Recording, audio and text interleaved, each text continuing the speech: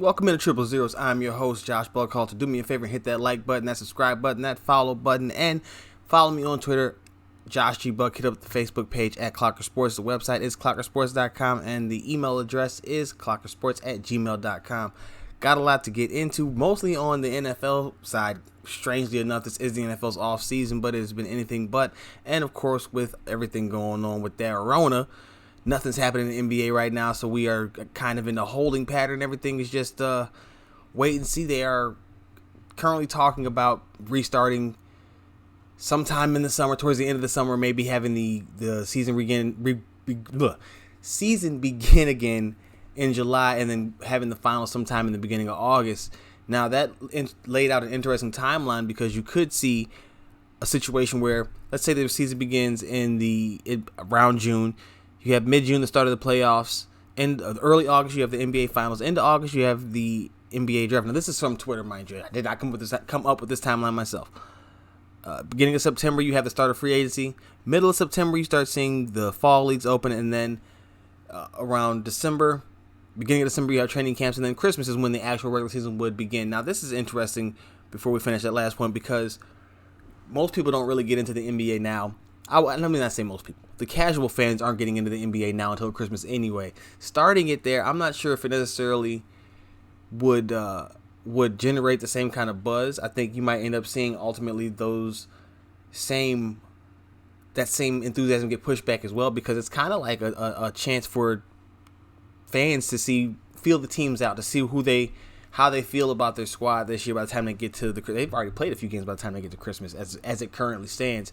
But if they're going to be doing the full 82-game season from then on, I'm not sure that you're going to get the same kind of buzz. Now, it is Christmas and everybody's home, so that's part of it too. Can't discount that at all. But I just think that moving it puts it at it's an odd spot, because, like I said, that is generally when a lot of the casual fans who aren't clamoring for it throughout the other rest of the year, when there aren't any games on, that's when they get their good sense of how their team is going to be doing this year, how they feel about how their team's going to do this year. So the other interesting thing about that is, if you notice, that's August, September, really the September part, and December puts it smack dab in football season.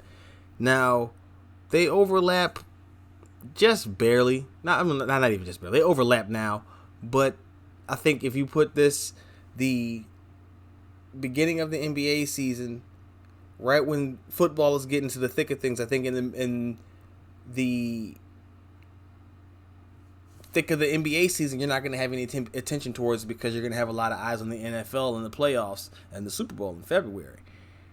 That's kind of where I think you might necessarily have a bit of a miss-up if they continue with this format. Now, I'm not sure how you really go back if you are not able to begin again until the middle of the summer, but I just think that if you are starting the regular season on Christmas, you've already pushed back your big chance to gain a lot of the attention, and then you got to contend with the NFL in the playoffs, which we already know the NFL is king. A lot of people want to talk about how dynamic the NBA is, and I am a fan of the NBA. Let me not try to play that down at all, but the NFL is king when it comes to TV ratings. And I think if you are pushing back your chance to get your big viewership, to build up the viewership before that, and then get that big exposure on Christmas Day, and then you got to compete with the NFL in playoffs, it's just not really a good plan for sustained success. And the NBA already has a problem with when it's not on, you have a lot of fans clamoring for it to be on. However, when it's on, you often see a lot of bad basketball, and that's not what anybody wants to watch. So it's a very interesting dynamic to see between wanting to see these teams get a full season in, see your team compete, but also knowing exactly when to cut. Like I said, for this obviously very unique situation, I think you shorten the season. Now, if they want to revisit it next season, continuing a full 82, fine. But I think this year you dang near have to just call it. I'm not sure why they would want to restart it. That's the other talks that they would try to restart it. I think you kind of have to just call it and then begin the playoffs from where you stand now. Just treat it as a lockout. I don't think you treat it as anything other than that. Now, there may have been some teams on the bubble that are a little bit upset about that, but I think for the betterment of anybody, like, why would you risk these guys going out there and getting injured for meaningless contests anymore? If they're going to get back on the floor, I think they should be getting back on the floor for all the marbles, just because of the fact that they have gone now through this unique situation of such a long layoff. Now, maybe they won a couple of games to get warmed up, and that'd be fine. I'm not really upset either way it goes, but I just think that it's kind of an odd choice. Now, I'm getting kind of off the path just because it's so many different tracks that this can go down when you look at everything that's going on with how the Rona has got everything kind of on hold right now, especially in the sports world. Not especially, but in the sports world included. Some other news and notes from this, though. The NBA will not be testing players during the hiatus for drugs. Now, I mean, in theory, it's a nice olive branch. Go ahead. We're not going to be strict on you guys during this weird time. That's cool. But that also can get really wild. Like, I'm not sure. See, I'm going to put it like this. I don't think that there's many people in professional sports who would smoke, let's say, marijuana, right? Because that's usually what people associate with the anti-doping policy, or with the substance abuse policy, either that or alcohol. Anti-doping policy is performance enhancing drugs. But anytime you see anytime you see a player get in trouble for violating the league's substance abuse policy, I assume it's weed. Now, if they're going to smoke weed, they probably didn't need the NBA to tell them, hey, we're not going to drug test you, because guess what? They were probably getting past those drug tests anyway. Just saying. Now, it is a nice little olive branch, again, extending the peace pipe, but peace pipe, see what I did there? But I think it's more for the media and for fans and for the powers that be in the NBA to seem like they're being proactive in this, again, very awkward time. Now, speaking of being proactive, we saw an interesting phenomenon going on across the NBA earlier. And with all the cancellations, the biggest losers in all of this have been the hourly employees at all of the local arenas.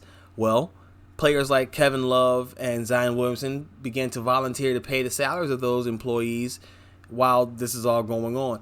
And notably absent from all of this were, of course, the billionaire owners. The one who was first to step up was one Mark Cuban. Not very off-brand for him, because he is a Maverick, owner of the Mavericks, and a Maverick in the business world himself. So it was good to see him step up. But what was better to see was the other owners follow a little suit, such as the owners, the DeVos family of the Orlando Magic, and of course, the Reinsdorfs will be, and the Wirtz family, taking care of the United Center employees here in Chicago. Those are good things that you need to see and need to have happen. But I can't help but wonder, why did it take a few days for this to happen? It was more of a readily available solution from the players than it was from the owners, who, I mean, put simply, make way more money than anybody who could possibly be putting up any dollars from a roster in the NBA. Do better, especially from a league that gets touted very much as being very socially aware, socially active, and trying to make sure that things are taken care of properly. Be more aware of how that's going to look, and maybe get out in front of it instead of letting your players set the example and then you kind of having to follow suit. Now, granted, not in any of these meetings, any of these boardrooms, they could have been talking about doing this, and because of the fact that it's an individual and the player as opposed to a business entity, it's a lot quicker process. Could totally be the case.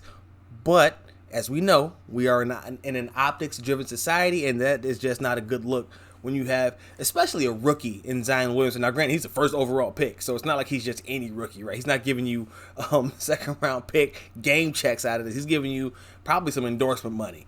But the fact of the matter is, it's a player and it's a rookie, a first-year guy coming out here and showing an extreme act of selflessness. And I think that in this era where you see a lot of these billionaire owners viewed as kind of standoffish or maybe living in their own bubble, when you see some of the behaviors that they have, I think this would have been a good way for them to kind of show that their human side and connect with their fan bases. Especially, again, this is a weird time for a lot of people. Especially those hourly employees whose whole business, whose whole income is driven by the entertainment being put on the floor. Now, I am, again, happy to see that the owners came around. I just thought that was a very interesting dynamic to see unfold as in real time, because, again, it was a veteran player in Kevin Love that I first saw. I'm not sure who came before him, if anyone did, But I saw him, and then I saw Zion, and then a couple of other guys were chipping in as well. Just glad to see that it does come around, and the better part of people came out towards the end of it all.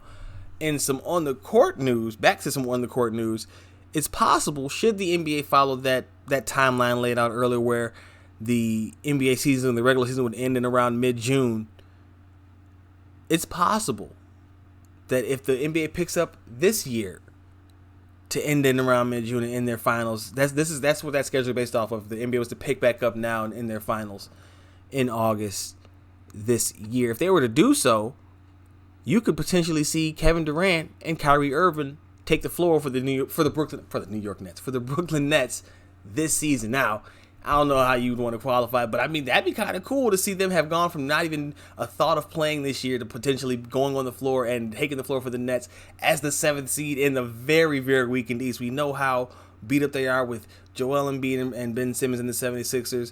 The Milwaukee Bucks are the front runner. They are the first seed, the 1 seed right now, but they are very invincible. We've seen Giannis get shut down, I don't want to say easily, but we've seen it done, and we've seen it be repeatable. And I think that if you are a team like Brooklyn with a guy like DeAndre Jordan and Jared Allen, 2 very mobile bigs or guys who can protect the paint, and DeAndre, I'm not sure he's very laterally quick anymore, but Jared Allen is, and very active. And then you got a couple of other bodies you could throw at him too. Don't let them come out. I mean, I'm not a fan of what they did with my boy Kenny Atkinson, but I'm a fan of what they did getting Durant and Irving. So if they are possibly able to get the 2 of them on the floor for any type of postseason run this season, that'd be incredible. That would be absolutely incredible, and I'd be all for it. Again, not necessarily positive or not necessarily a fan of what they were doing with the coaching staff, but maybe this is what they were doing it for. Who knows? Long term, they thought that they were going to, I don't know. I don't know. I just know that if they are able to get back on the floor for the 2020 season, watch out. Because the East is ripe for the picking. If you say that you have a favorite, you can have a favorite, but I'm not sure that they are a runaway. Milwaukee looks like head and shoulders the favorite, but in the playoffs, again, the game slows down. There's not a lot of running, and there's not going to be a lot of space for that team. And while Giannis has hit the mid-range more and hit more of his threes over the past few years, he still has tendency to struggle at the free throw line. He can still be kind of handcuffed with another mobile, active big. And if you are, Brooklyn, you can throw at least a guy and a half at him to slow him down. And then you are coming at him with 2 certified buckets in Kevin Durant and Kyrie Irving. So I don't think that it makes any sense to discount the possibility of, should the NBA return this season, which is not completely a sure thing as of this point, but if they were to return, don't write out the Brooklyn Nets as possible representatives of the Eastern Conference in the NBA Finals. I know, it's wild, but it totally could be the case. That's just, it's the craziest thing I've ever seen. When I saw that news break, I was like, oh my God, that'd be great. I've been, like I said, I've been a fan of what the Nets were doing since prior to this move with Kyrie. I was a fan of what they were building with D'Lo and Spencer Dinwiddie and those guys, which is part of why last episode, maybe the episode before, I've been harping for the Bulls to try to go and get Kenny Atkinson to be the head coach, which who knows if that's going to happen, because rumor has it that the Bulls have made it known that they would like the new GM to give Jim Boylan a chance. I don't even know why. I'm not sure what they think a new GM is going to do with Jim Boylan. See, here's the thing. If you were bringing in a new GM, but you want him to keep Jim Boylan, that means you think, and you being John Paxson, did a bad job, because as we know, Gar Forman was basically a GM in name only. He was a glorified scout. Paxson was making the decisions. But if you're bringing in a GM and you want him to keep the coach, that means you clearly think that it's a problem with the groceries and not the cook, not the chef.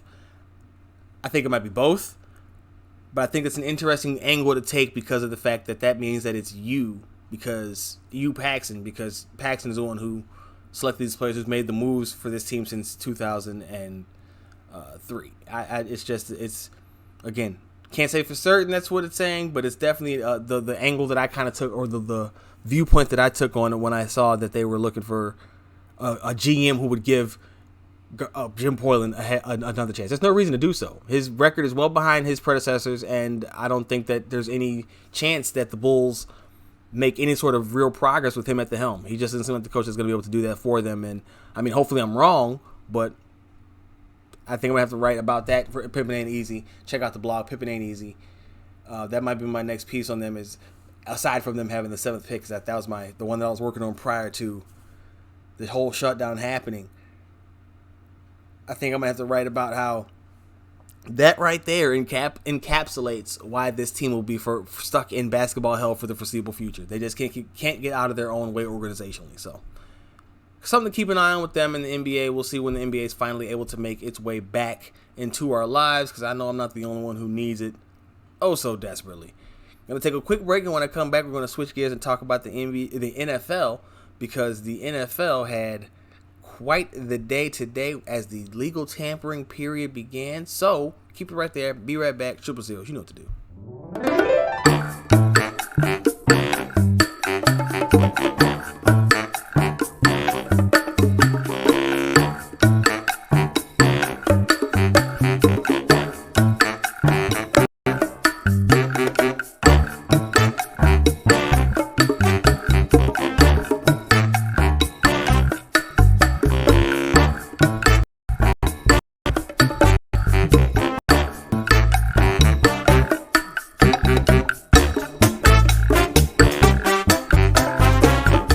Back now on Triple Zeros and switching gears to the NFL. Again, I am Josh Buckhalter. Follow me on Twitter at JoshGBuck. The Facebook page is at Clocker Sports, and the email address is clockersports@gmail.com. The website is clockersports.com.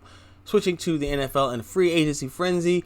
Man, legal tampering period began today, and let me tell you, it was a flurry of moves.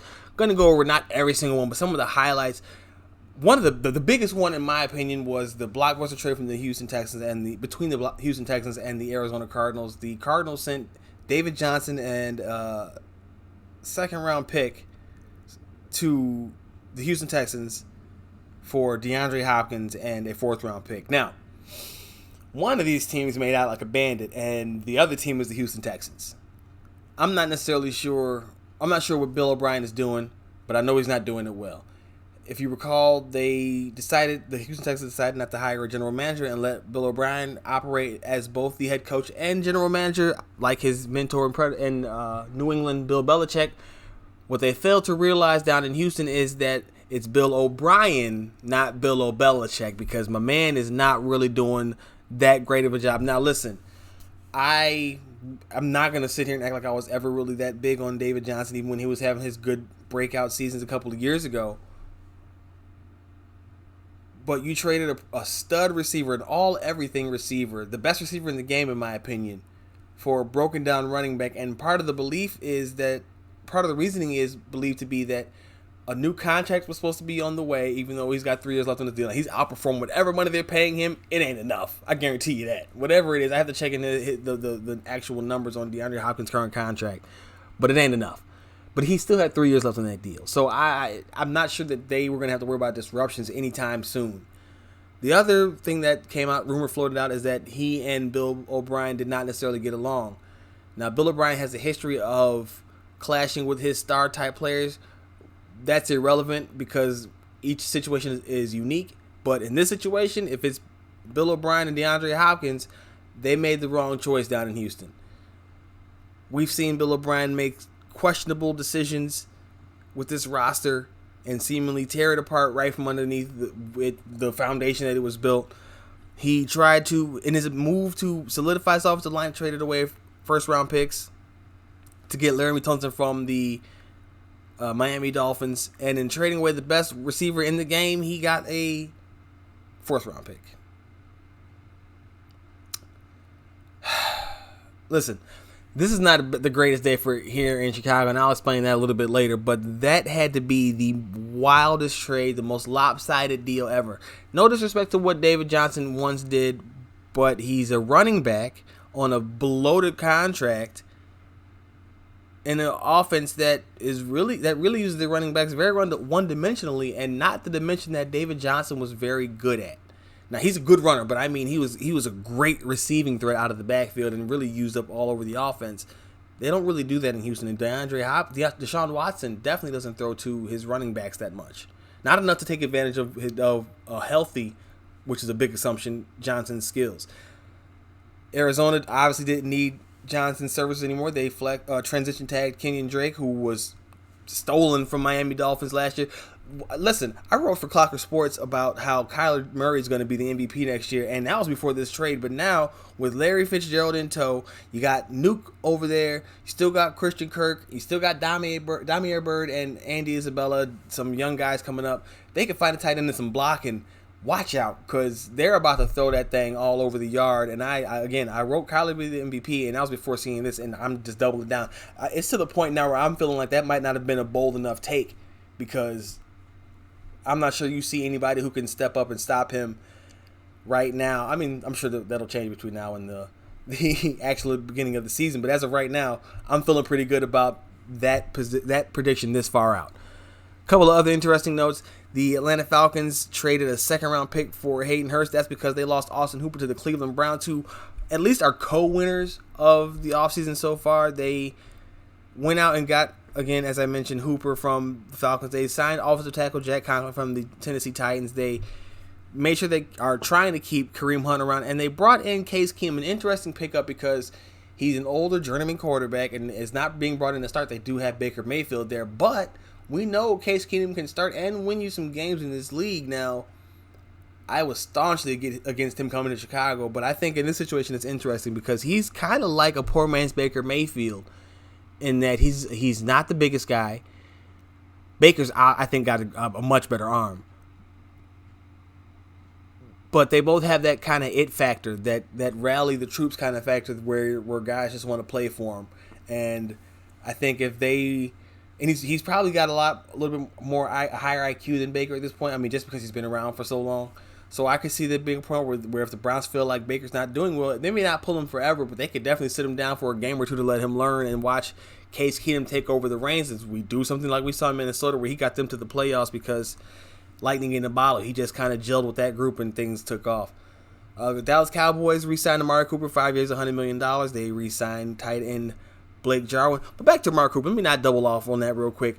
He got $60 million guaranteed, Cooper did. Now, it was speculated that he was going to go to the Redskins, and it's reported they had offered him significantly more money, but he wanted to remain in Dallas. That is great news for Dallas because they had to put the tag on Dak Prescott, and that's going to get sticky down the road no matter how you slice it. But rumor has it they are reworking the deals of Ezekiel Elliott to try to get some more money. They got to lock up Dak long term. If not, he hits the market at some point in time, which will never happen. Let me be clear about that. Dak's not going anywhere. But if he were to, I think you got to, lock him up, Dallas. Lock him up because I tell you what, I'm going to get him myself. The Texans didn't stop there, though. Bounce back to Houston real quick. A former Dallas Cowboy, Randall Cobb, signed a 3-year deal with Houston. Listen, Dallas is probably happier to see him go than Houston fans are to see him arise. However, good for Cobb getting to stay down in Texas. It's not close necessarily, but he's definitely not making the big trip. And then jumping, I'm jumping all around just so you know. We're just kind of looking at some of the major deals here.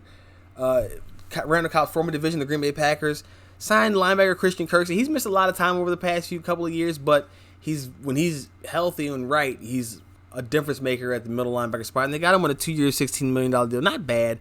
A little high for a guy with his injury history, but still a very productive player when on the field. And they also got offensive tackle Rick Wagner. As we know, they're letting Brian Bulaga go, playing a little bit of the compensatory pick game as we see a lot of teams doing this offseason. Linebacker Jamie Collins joins the Detroit Lions from the Patriots. Matt Patricia's out here. Matt Patricia, Bill O'Brien. Same thing. Same exact thing. They are smarter than you, and they seem to try to make it about them and their system rather than getting good players and putting those players in the best positions to succeed for them. It's a system that we've seen fail time and time again, and it's really, I'm surprised that O'Brien has lasted this long, and Patricia too, honestly. I thought he'd be gone after this offseason. Another blockbuster deal that happened today, or on the opening day of free agency frenzy, free agency legal tampering period in the NFL. DeForest Buckner, defensive tackle, DeForest Buckner formerly of the San Francisco 49ers, was traded for a first-round pick, number 13 overall, to be specific, to the Indianapolis Colts, giving them a big man up the middle.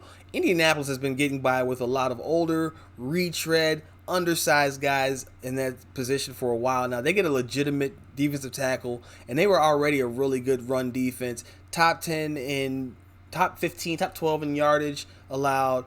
They gave up fewer rushing touchdowns than the 49ers did, and fewer yards per carry than the 49ers did last season. So this is the strong unit getting even stronger. And they gave him a whopping $21 million per season extension. So he better be worth it. But he's a massive human, and they needed it. I mean, they needed it. They also got offensive lineman Anthony Costanzo to agree to a 2-year, $33 million contract extension. It had been tossed around that he might possibly retire this offseason, but he decides to stick around. Jacksonville Jaguars tagged Yannick Ngakoue. Chris Jones from the Kansas City Chiefs received the tag.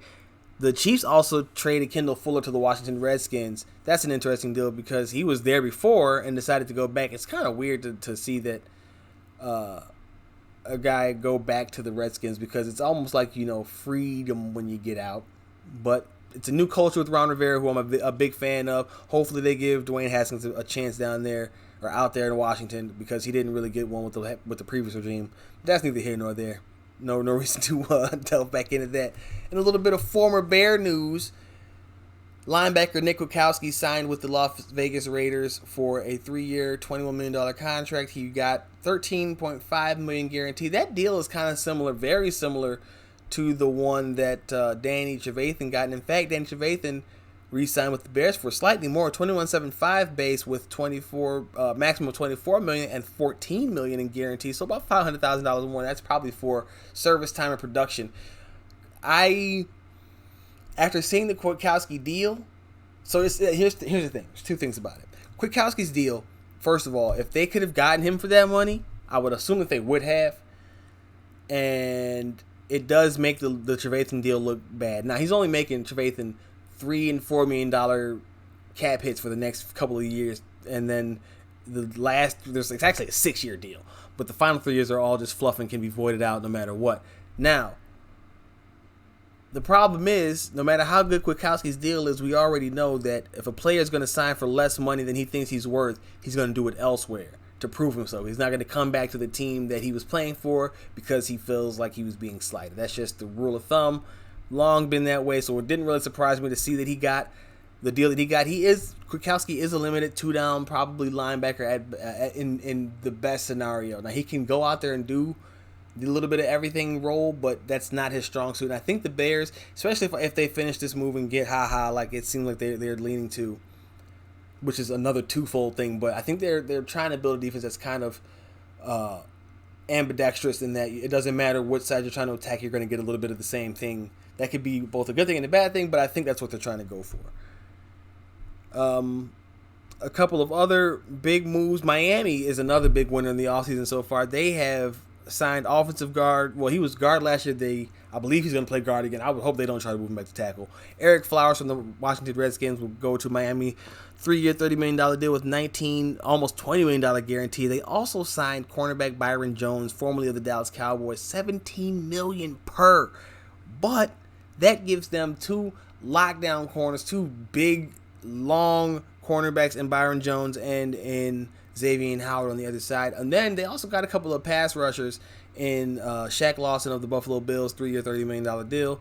Kyle Van Noy of the Patriots, 4-year, $51 million deal with $30 million guaranteed. Van Noy got paid. And that, I would be more concerned about Van Noy's deal than Lawson's. You know what Lawson's goal is, and honestly, he's only going to be really as good as the guy who's on the other side of him because you need someone to take some of that pressure off you, some of that attention away from you. Van Noy, though, was a bust in Detroit and didn't thrive until he got to New England. Now, you could say he was a typical reclamation project by New England, or you could argue that, it's Detroit. So maybe, hey, but that one would probably be the one that's a little bit like, ooh, that's risky. They're taking a big risk. Now, it's Brian Flores, former New England coach, so he knows these guys. He knows Van Noy, that is. That's a risky deal. That's a very risky. $30 million guaranteed in 4 years for a guy who didn't break out outside of that until he got into that Patriot system that we know can make, I don't want to say average players, but make guys look like stars that aren't stars. Minnesota Vikings are out here making moves. They are out here weakening themselves. They re-signed Kirk Cousins, gave him, I think, another $66 million over the next 2 years, but they had to cut Xavier Rhodes, which actually might be addition by subtraction because he hasn't been the same corner in a couple of seasons. They also got rid of Linval Joseph. They put the franchise tag on Anthony Harris, their safety, but in a major blockbuster, they traded Stephon Diggs to the Buffalo Bills. They did recoup a first-round pick, a fifth-round pick, a sixth-round pick, and a fourth-round pick in next year's draft. But man, Stephon Diggs, listen, there's a lot of people who will tell you that Diggs benefited a lot from having Adam Thielen to take a lot of the attention away underneath it, and he was getting single high safety coverage and all that kind of stuff. But I am on the opposite end of that spectrum and say Adam Thielen benefited an awful lot from Stephon Diggs taking the top off of defenses and him giving Thielen a lot of room to roam underneath coverage like that. So, I mean, I guess we'll find out. Thielen is probably with a better quarterback now, though, in Kirk Cousins. Josh Allen, while I did become a fan later on in the year last year, he's just not ready to be that kind of guy, and that offense is going to be a lot of him running, Devin Singletary running, and it's just going to be a downgrade for everything about Stephon Diggs' production. However, I do think he will get the attention of being a number one, so good luck with that. A couple of other interesting big notes. Nothing really major coming along the lines with the quarterbacks yet. We're still waiting to hear about Tom Brady and where he's landing. Rumor has it that the Tampa Bay Buccaneers are the front runner for him. Don't count out the Raiders, though. The Chargers have also been rumored to be the front runner for him, so who knows. Phillip Rivers has been linked to the Colts. Haven't heard any chatter elsewhere, so I would imagine that if he's going to go somewhere, that's where it's going to be. I thought he would end up somewhere down in Florida himself, but we'll see about that. More the Dolphins than the Bucs, though, because I thought the Bucs would go after Brady. Now, I did see Rivers to the Bucs situation, but I thought Brady would be. That's when I thought Brady would be to the Rays. When that got taken out, then I said, okay, we'll probably move on from that. And then that was when they started really associating Rivers with Indianapolis, and I could see that too because they need a win now guy, and he's a win now guy. I don't think his style fits them, but whatever. But I think that when you look at what's going on with the diamonds of the quarterback, the one thing that stood out early, especially here in Chicago, was the chatter about Teddy Bridgewater. Out of nowhere, there were rumors being thrown around that Bridgewater would be signing a deal, and he was in talks with the Chicago Bears on a contract that would make him the starter there. And by the end of the night, it was Bear fans cussing out their Twitter machines because the Bears had signed tight end Jimmy Graham. That's right, 33-year-old, soon to be 34-year-old, 34 by the time the season starts, year-old Jimmy Graham, to a 2-year, $16 million deal with $9 million guaranteed. Now, that's a significant amount of change, not necessarily because of the money itself in a vacuum, but because of their cap situation. They don't have a lot of money to toss around. So giving it to a guy in Graham who, granted, his production last year topped all the Bears tight ends combined, that's cool. You don't have a guy who can give him the ball consistently, and he's not really a threat between the 20s, and you kind of need that. Now, part of this is that they're banking on a return to prominence from Trey Burton, but Trey Burton was miscast as it was. So now you have two guys injury prone, but two guys who are receivers and no blocking tight end. Now, we know the Bears like to rotate in a blocking tight end, but when you do that, you signal to the defense what you're running.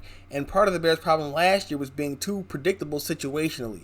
This will not help that unless they're just not going to run the blocking tight end out there, and they're going to count on Graham and Trey Burton to disrupt whatever run blitz is going on. I'm not sure how this is all supposed to work out, but I just think that it's with limited resources and needing so many other things, they could have saved this money. They could have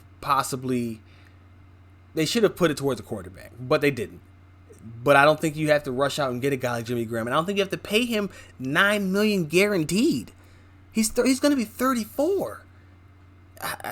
It wasn't a great deal, and again, it started off as a great a potentially great day with the talks of Teddy Bridgewater coming, and then it pivoted to Andy Dalton. And I was like, oh no. And then it pivoted to Nick Foles, and I was like, that's better than Dalton. Then it pivoted to Derek Carr. I'm like, hey, that's better than both of them. And now we're back to Dalton and Foles, and I forgot all about Bridgewater.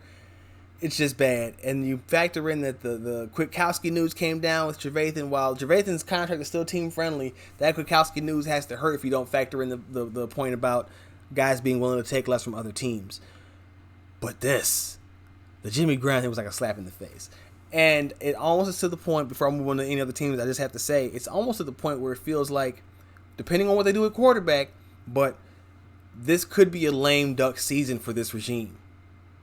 Don't be surprised if you don't see them do anything but basically stay status quo, kind of like what you saw the Bulls do, where they're going to it this year, trying it one more time, give it the old college try with this group of guys that they put together, and if it don't work, we could be looking at a teardown going into the 2021 season.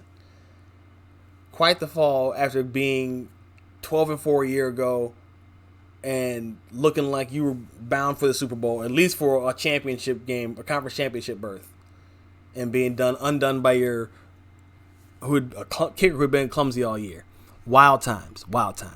Real quick, going to go around the rest of the league. San Francisco 49ers re-signed defensive lineman Eric Armstead to a 5-year, $85 million contract that has $48 million guaranteed. Bud Dupree, the Pittsburgh Steelers, got the franchise tag. Javon Hargrave, nose tackle, agreed to a 3-year, $39 million deal with $26 million fully guaranteed with the Philadelphia Eagles. That puts him and Fletcher Cox on the same defensive line, and that's officially cheating. That's a Madden deal that I don't know how they allow that to happen. Man, that's a nasty defensive front, though. If Cox can stay healthy, look out, because those two together are going to be wrecking the interior offensive lines for quite some time. Quarterbacks hate pressure in their lap. That's all you're going to get facing the Eagles, and that's good on Howie Long to keep that what's strong about his team stronger and keep doing what he's got to do. Greg Olsen signed a 1-year deal, $7 million with the Seattle Seahawks. Jacob Hollister received a second-round tender from the Seahawks, so now they got a pair of pass catchers. And honestly, I see a little bit of Olsen and Hollister. Hollister was brought in to be more of a blocker, but he's been doing his thing as a pass. He did his thing as a pass catcher when he was healthy too. They also, Seattle re-signed Jaron Reed to a 2-year, $23 million contract. The Tampa Bay Buccaneers placed a franchise tag on Shaq Barrett. They also re-signed Jason Pierre-Paul to a 2-year, $27 million deal. And then Tennessee made one of the most head-scratching moves ever, and it kind of shows a disparity and honestly a bias at this point in positions in the NFL. They gave Ryan Tannehill a 4-year, $118 million contract that includes $62 million fully guaranteed, and then they franchise tagged Derrick Henry. Now, in a vacuum, Derrick Henry's franchise tag makes perfect sense. You don't pay running backs big money. You get them for what you can, maybe even try to move them. But you don't give him big money, period. You might give him a longer term deal, but they're not giving big money. What Dallas did with Ezekiel Elliott and what New York is going to do with Saquon Barkley, that's unique. That's not going to happen in most situations, and I don't think that you can base future decisions off of those because, again, they're outliers in this. But to give Ryan Tannehill the 4-year, $118 million, $62 million fully guaranteed, that's up there with some Kirk Cousins level ridiculousness. Now, it was a different situation. Obviously, Kirk got his after earning his contract, just an exorbitant amount. But Tannehill played half a season as a starter, rode Derrick Henry's legs as Derrick Henry was breaking records, and then got in the playoffs and was MIA. See what I did there with Tannehill? Because he came from the Dolphins. You see that. That's over your head. Anyway, I digress. It's not a good look. It shows a disparity. It shows that Tennessee is bread in their butter. There's butter in their bread in their butter. Tennessee is buttering their bread on the wrong side, if you ask me. And no one did, but I'm giving you the straight up and down. That's not a good look. And a lot of players, including Tyrann Mathieu of the Kansas City Chiefs, spoke out about how it just seems kind of bass backwards that they would pay Ryan Tannehill for half a season to be the butler to the Derrick Henry show. He was the caddy. Derrick Henry was Happy Gilmore. I'm not sure exactly why the Titans felt. Now, I know the nature of the beast is you pay a quarterback, and that money will ultimately not be that much after everybody else gets these new deals. But if I'm Derrick Henry, I probably feel some type of way. And if I'm in that locker room, I probably feel some type of way because Tannehill, I'm not sure he earned that kind of a contract. He definitely didn't earn that kind of security. 4 years, he definitely didn't earn that kind of security. That's just that's ugly. That's an ugly situation. Now, doubling back to the Bears before I wrap this up, I wanted to talk about how the speculation and how everything seems like we're kind of driving to a lame duck season for this entire regime. It's kind of like with the Bulls, and they running it back. But what's interesting here is with the Bears, almost like you have to listen for or watch for the opposite of what they say. Pace at the press conference closing the season said that they weren't sure about any personnel moves, and soon thereafter they moved to revamp the coaching staff. He also voiced his support for Mitchell Trubisky, but all this early period we've seen them be linked to multiple quarterbacks. So I think what we're seeing is that when he says something, if he goes about making a point to say it, there's a good chance that he doesn't mean it or that the opposite's going to happen. So we probably should bank on that. And I think that if we're doing so, I wouldn't quite count out Teddy Bridgewater yet. Now, I know they've got reports from everybody saying that it's not happening now after the one guy was saying it wasn't and it blew up. I'm not going to get my hopes up, but I am going to hold out hope that they don't make a move for Andy Dalton or for Nick Foles. If you give up compensation for Andy Dalton, you're fooling yourself into thinking that that's a smart move and you're setting the organization back. If you give up anything for Nick Foles and they didn't eat any of the contract in Jacksonville Jaguars, you are doing the same thing. Now, it's possible that Pace is not allowed to make these moves. And I know I bounced back to it, but I had to close on this one because this one was a really, really frustrating day from going into. It's almost like the stock market. You came up into that high of they're going to sign Teddy Bridgewater, crashing back down to earth when they realized, oh, they're just going to get Jimmy Graham for day one. Now, it's only day one, and everybody's waiting to see what Tom Brady and everybody does. Marcus Mariota's off the list because he went to backup Derek Carr. We'll see if that means Derek Carr is available or if that just means that Mariota is the backup and they're hoping that he potentially could Ryan Tannehill, Derek Carr there. Who knows? Fact of the matter is the Bears are looking like it's either a lame duck season or Ryan Pace is going to get fired anyway because it's just not going to work out. Now, it's so early that I hate to be casting that kind of judgment so soon, but I think it's a fair one given the draft history that he has and what we've seen from other teams and the rebuilds and the situation that the Bears are in now, considering where they were just a couple of short seasons ago. I don't think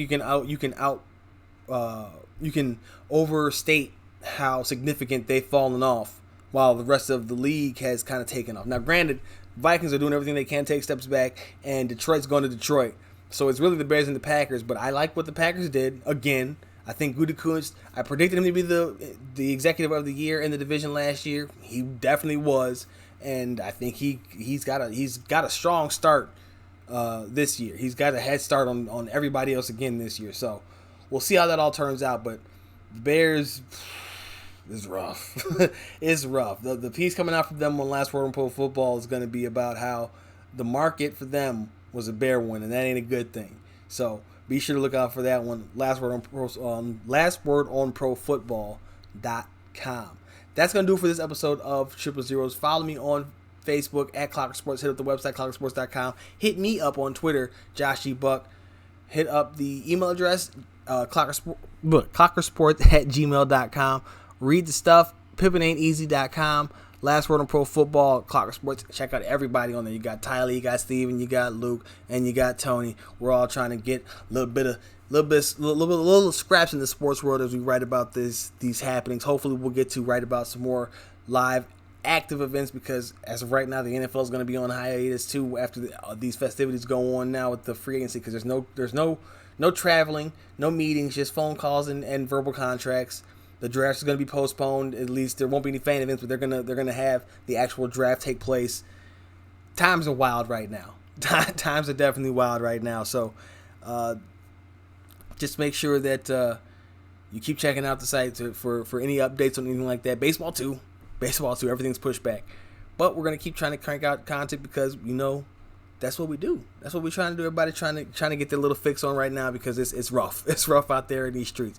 But again, that's gonna do it for this episode of Triple Zeros. Follow me, Josh G. Buck, Facebook page, Clocker Sports, clockersports.com, email address, clockersports@gmail.com, websites, Last Word on Pro Football and Pimpin' Ain't Easy. And until the very next time, you know what it is. That's the Horns.